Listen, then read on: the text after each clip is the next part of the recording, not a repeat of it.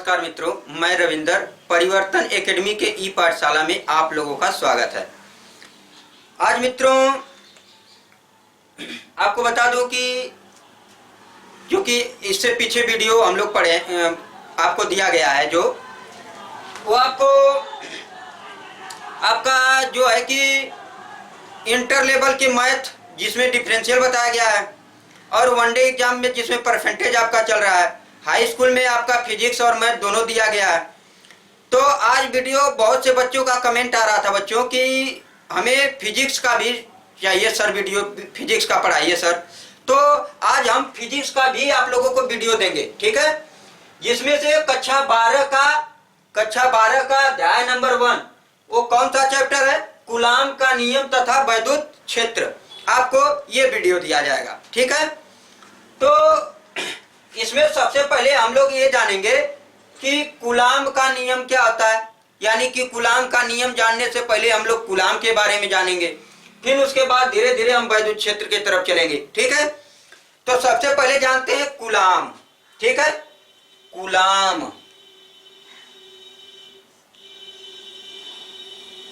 Coulomb, ठीक है। तो कूलाम को जानने से पहले ध्यान दीजिएगा, कूलाम को जानने से पहले एक आप पहले फार्मूला जानिए, उस फार्मूला यानी कि वैद्युत धारा का फार्मूला जानेंगे, वहीं से हम आपको कूलाम पे लाके सटीक आपको परिभाषा बता देंगे, ठीक है। आप जब सबसे पहले ये जानते हैं कि वैद्युत धारा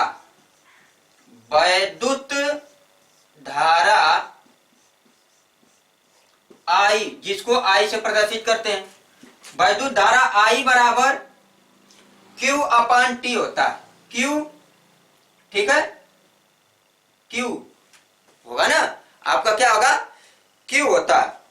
तो ये पता होगा आपको वैद्युत आवेश, यानी कि आपको वैद्युत धारा I हो गया, यहाँ पे Q है आपका वैद्युत आवेश, यानी आप सिर्फ आवेश भी बोल सकते हैं, आवेश, अब बटे I बराबर Q अपान T, यानी कि आपका T, ठीक है। T आपका क्या है, समय, सेकंड में समय का मात्रक आप सेकंड जानते ही हैं, यानी यहाँ पे आपका समय। अब ध्यान दीजिएगा हमने ये क्यों लिखा, क्योंकि वैद्युत धारा I बराबर Q अपान T, यानी वैद्युत धारा बराबर आवेश बटे समय होता है। क्या होता है, आवेश बटे समय।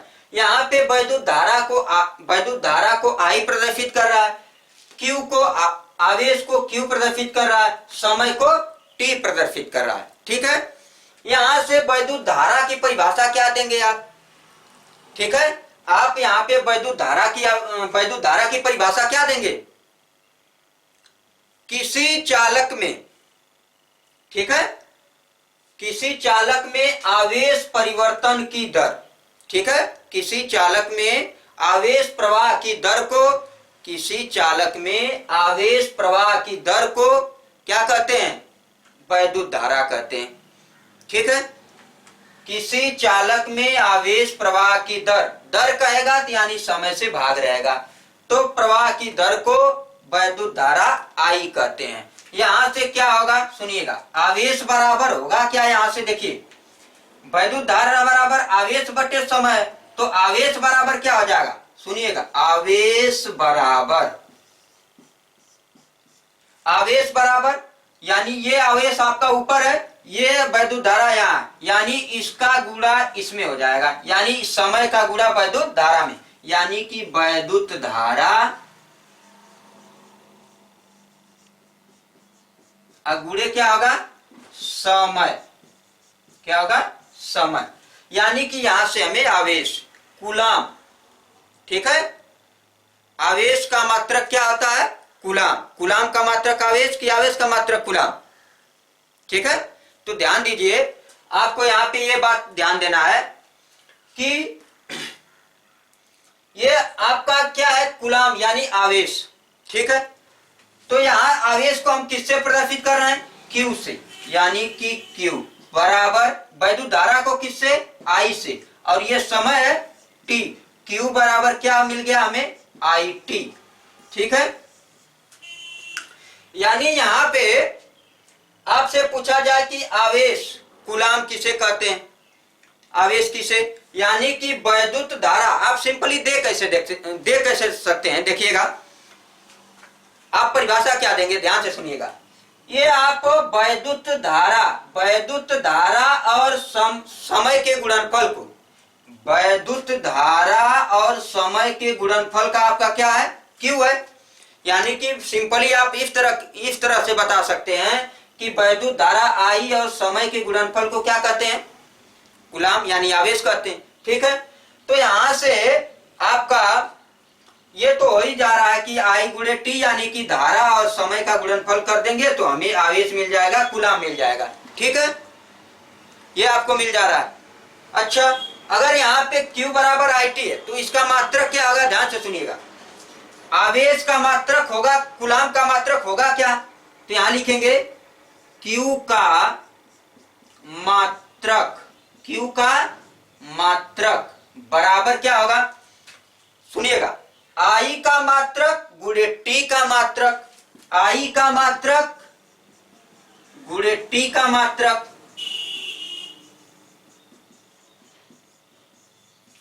तो I का मात्रक यानी धारा, धारा का मात्रक क्या होता है, एम्पियर, धारा का मात्रक क्या होता है, एम्पियर, जिसको किससे प्रदर्शित करते हैं, ए से प्रदर्शित करते हैं। और टी का मात्रक यानी समय का मात्रक क्या होता है, सेकेंड, समय का मात्रक सेकेंड होता है। ठीक है, जिसको यस से प्रदर्शित, किससे, यस से प्रदर्शित कर दीजिए सेकेंड को। ठीक है, तो यानी क्यू का मात्रक क्या मिला, एम्पियर सेकेंड। तो यहां पे लिख देंगे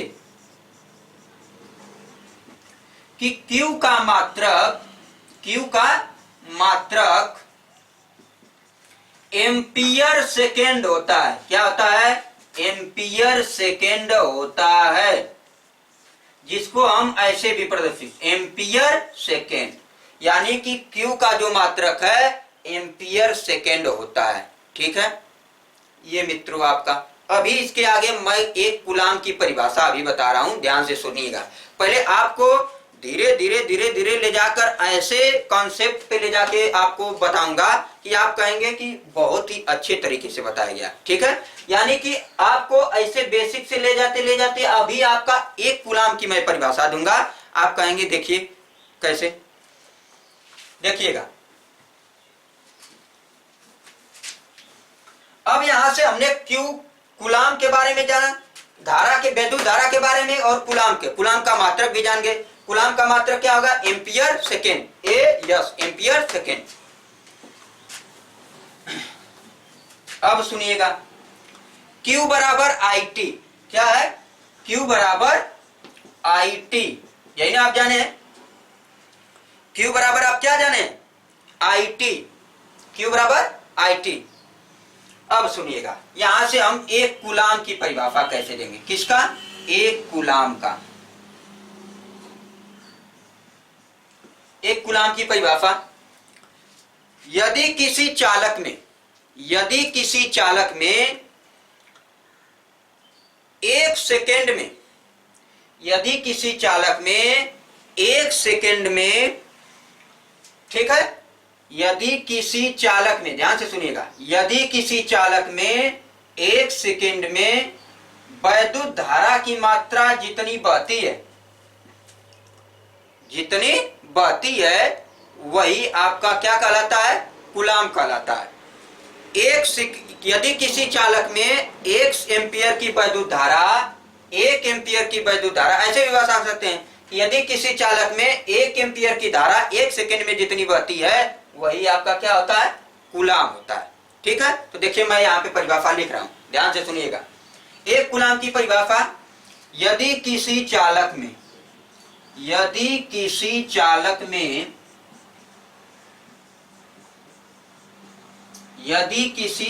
में एक एम्पियर, ठीक है, तो 1 एम्पियर, 1 एम्पियर की वैद्युत धारा, 1 एम्पियर की वैद्युत धारा 1 सेकेंड में प्रवाहित होती है, 1 सेकेंड में प्रवाहित होती है, 1 सेकेंड में प्रवाहित होती है। यदि किसी चालक में 1 एम्पियर की वैद्युत धारा 1 सेकेंड में प्रवाहित होती है, वह 1 कूलाम की क्या कहलाती है?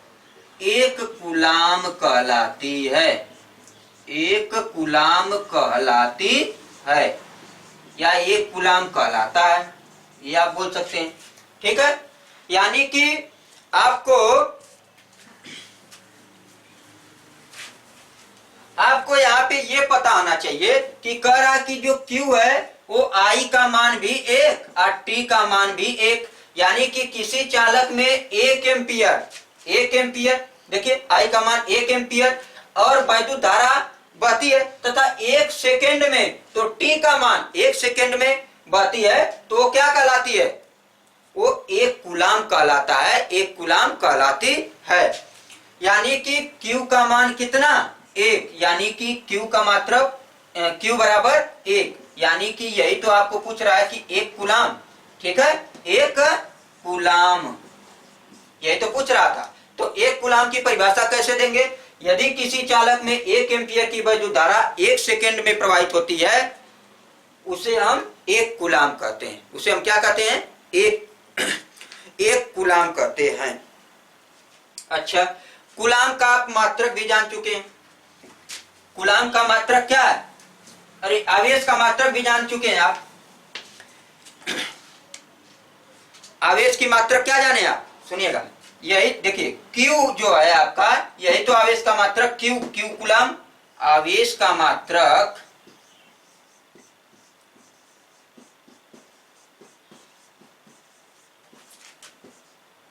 क्या होता है? कूलाम होता है। आवेश का मात्रक कूलाम होता है। ठीक है, तो आवेश का मात्रक हमें क्या मिल गया? कूलाम। ठीक है, अब आते हैं आगे। आगे है क्या है आपका? आगे है आपका किसका? कूलाम का नियम। क्या है? कूलाम का नियम। अभी तो हम लोग कूलाम के बारे में जाने। कूलाम का नियम क्या होता है, सुन लीजिए अच्छे से। कूलाम का नियम आपका, जैसे 2 आवेश हैं, ध्यान से सुनिएगा, यहां पे लिख देते हैं कूलाम का नियम। कूलाम का नियम। कूलाम का नियम। कूलाम के नियम में मित्रों ये जानेंगे हम लोग